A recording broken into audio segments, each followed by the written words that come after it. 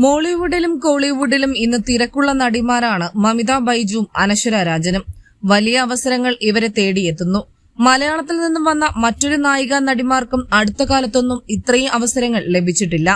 നടി ഐശ്വര്യലക്ഷ്മി ഒരു ഘട്ടത്തിൽ മമിതയെയും അനശ്വരയെയും പോലെ സെൻസേഷണലായ താരമാണ്.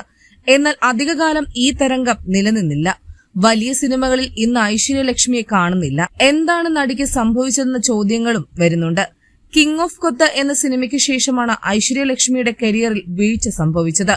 ദുൽഖർ സൽമാൻ നായകനായ സിനിമ വൻ പരാജയമായിരുന്നു. ദുൽഖറും ഐശ്വര്യയും ഒരുപോലെ പിന്നീട് മോളിവുഡിൽ സജീവമല്ലാതായി.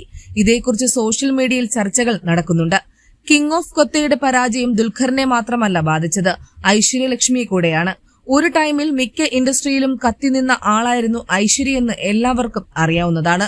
അപ്പോഴാണ് മലയാളത്തിലെ വൻ ഹൈപ്പിൽ വന്ന കിങ് ഓഫ് കൊത്തയിൽ നായികയായി വന്നത്. സിനിമയും പരാജയമായി. ഐശ്വര്യന്റെ പെർഫോമൻസും ട്രോൾസ് ഏറ്റുവാങ്ങി. അതിനുശേഷം ആളെ തന്നെ മലയാളത്തിൽ നിന്ന് കാണാതെയായി. ഇപ്പോൾ അങ്ങനെ പറയത്തക്ക വലിയ സിനിമകളൊന്നും മലയാളത്തിൽ വരാനുമില്ല. വിഷ്ണു വിശാലിനൊപ്പമുള്ള ഗാട്ടാ ഗുസ്തി 2 ആണ് തമിഴിൽ നിന്ന് വരാനുള്ളത്. ഒരു സിനിമ കാരണം എന്തൊക്കെ മാറ്റങ്ങളാണല്ലേ ഓരോ ആളുകളിലും സംഭവിക്കുന്നത്. നേരത്തെ ഒരു അഭിമുഖത്തിൽ കിങ് ഓഫ് കൊത്ത തന്റെ കരിയറിനെ ബാധിച്ചതിനെക്കുറിച്ച് ഐശ്വര്യലക്ഷ്മി സംസാരിച്ചിട്ടുണ്ട്. കിങ് ഓഫ് കൊത്ത ഇറങ്ങിയ സമയത്ത് തനിക്ക് തലങ്ങും വിലങ്ങും ട്രോളുകൾ വന്നു.